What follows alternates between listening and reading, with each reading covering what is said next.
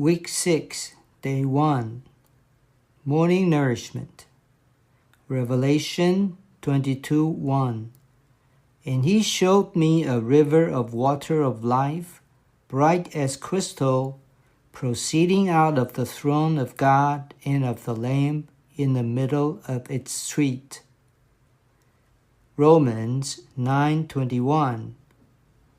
Or does not the potter have authority over the clay to make out of the same lump one vessel unto honor and another unto dishonor?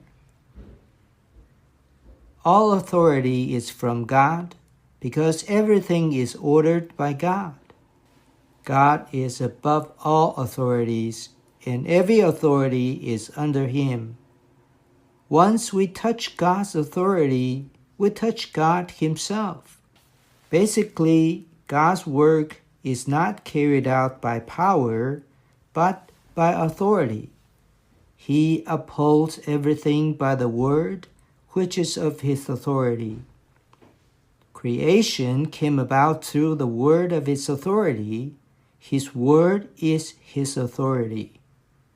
The centurion whose servant was sick knew that there was an authority above him to which he should submit, inasmuch as there were those under him who submitted to him. Therefore, he only needed the Lord to say one word, and he believed that the matter would then be taken care of. He knew that all authority was in the Lord's hand. He believed in the Lord's authority. This is why the Lord said that he had found no faith greater than this.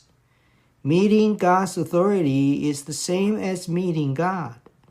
All the orbits in the universe are established by him. All the ways in the world are set up by him. Hence, they are all under his authority. Offending God's authority is the same as offending God himself. A Christian should submit to authority. Today's reading.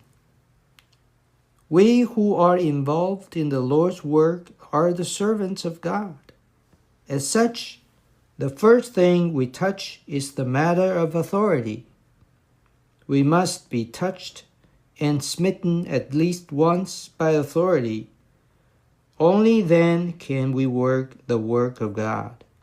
In our relationship with God, nothing is more important than touching authority. Once we touch it, we will see it wherever we turn. Only then can we be restricted by God, and only then can we begin to be used by God. There are two principles in the universe: God's authority and Satan's rebellion. We cannot serve God on the one hand while taking the way of rebellion with the spirits of rebellion on the other hand. Service is ever attendant to authority. Do we want to submit to God's authority or not? We who serve God must gain this basic understanding at some time. It is like touching electricity. Once he touches it, he will never be careless with it. In the same way, once a man meets God's authority and is smitten by it, his eyes will be enlightened. He will be able to discern not only himself, but others as well. When the rebellious ones spoke against Moses for not leading them into the land flowing with milk and honey, and for not giving them the inheritance of fields and vineyards, their words were somewhat true. Please note that whenever men act and judge according to doctrine or according to what they see with their physical eyes, they are taking the way of reason.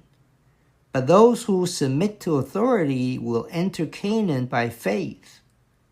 The way of the spirits can never be taken by those who argue and reason.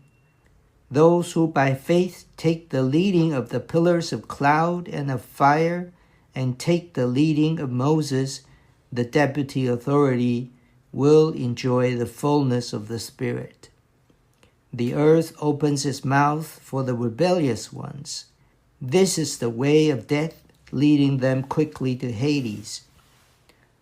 Only those who are apparently blind, who probe forward by faith, ignoring the present desolation, can enter into Canaan. Those on the spiritual pathway see the future promise of blessing by the eyes of faith. Therefore, one must meet authority, be restricted by God, and be led by his deputy authority. If a man sees only his father, brothers, or sisters, he does not know what authority is, and has not yet met God. In any case, the matter of authority is an